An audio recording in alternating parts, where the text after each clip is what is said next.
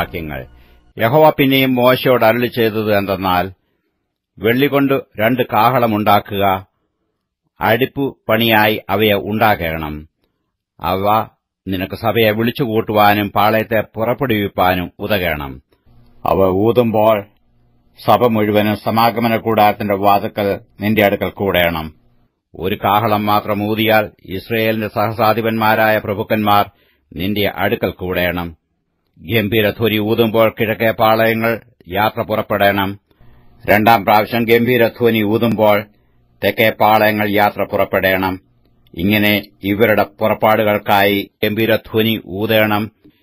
സഭയെ കൂട്ടേണ്ടതിന് ഊതുമ്പോൾ ഗംഭീരധ്വനി ഊതരുത്. അഹരോന്റെ പുത്രന്മാരായ പുരോഹിതന്മാരാകുന്നു കാഹളം ഊതേണ്ടത്. ഇത് നിങ്ങൾക്ക് തലമുറ തലമുറയായി എന്നേക്കുമുള്ള ചട്ടം ആയിരിക്കണം.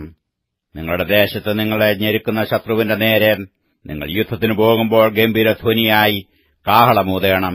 എന്നാൽ നിങ്ങളുടെ ദൈവമായ യഹോവ നിങ്ങളെ ഓർത്ത് ശത്രുക്കളുടെ കൈയിൽ നിന്ന് രക്ഷിക്കും. നിങ്ങളുടെ സന്തോഷ ദിവസങ്ങളിലും ഉത്സവങ്ങളിലും മാസാരംഭങ്ങളിലും നിങ്ങൾ ഹോമയാഗങ്ങളും സമാധാനയാഗങ്ങളും കഴിക്കുമ്പോൾ കാഹളമൂതേണം. അവ നിങ്ങൾക്ക് ദൈവത്തിന്റെ സന്നിധിയിൽ ജ്ഞാപകമായിരിക്കും. യഹോവയായ ഞാൻ നിങ്ങളുടെ ദൈവമാകുന്നു. അനന്തരം 2 സംവത്സരം 2 മാസം 20 തീയതി മേഘം സാക്ഷി നിവാസത്തിന്മേൽ നിന്ന് പൊങ്ങി. അപ്പോൾ ഇസ്രായേൽ മക്കൾ സീനായി മരുഭൂമിയിൽ നിന്ന് യാത്ര പുറപ്പെട്ടു. മേഘം പാറാൻ മരുഭൂമിയിൽ വന്നു നിന്നു. യഹോവ മോശെ മുഖാന്തരം കൽപ്പിച്ചതുപോലെ അവർ ഇങ്ങനെ ആദ്യമായി യാത്ര പുറപ്പെട്ടു. യഹൂദാ മക്കളുടെ കുടിക്കീഴുള്ള പാളയം ഗണഗണമായി ആദ്യം പുറപ്പെട്ടു.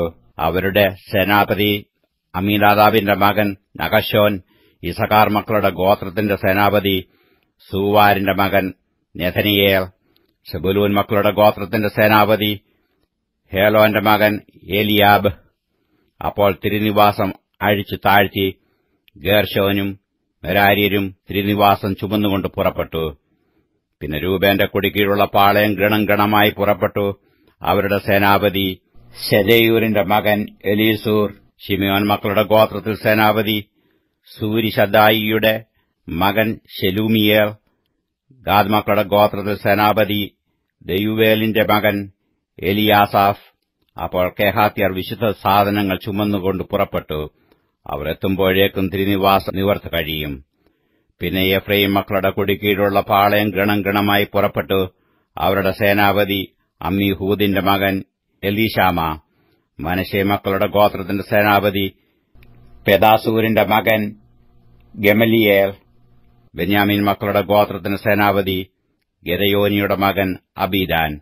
പിന്നെ അവരുടെ എല്ലാ പാളയങ്ങളിലും ഒടുവിലത്തേതായിരുന്ന ദാൻ മക്കളുടെ കുടിക്കീഴുള്ള പാളയം ഗണഗണമായി പുറപ്പെട്ടു.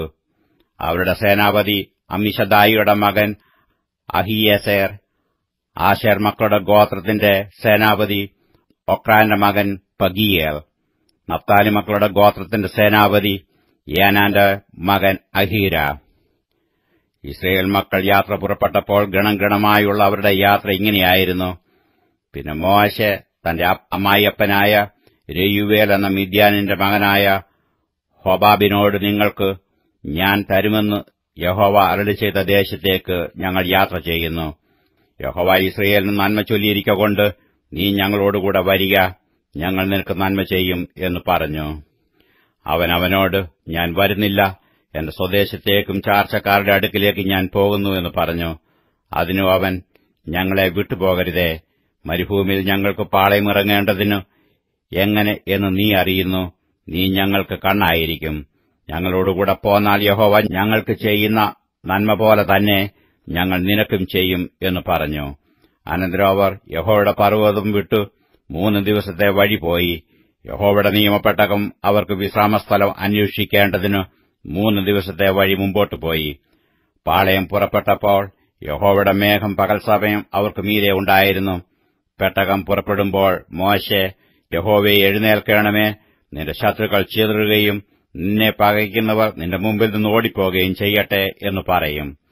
അത് വിശ്രമിക്കുമ്പോൾ അവൻ, യഹോവേ, അനേകായിരമായ ഇസ്രായേലിന്റെ അടുക്കൽ മടങ്ങി വരണമേ എന്ന് പറയും.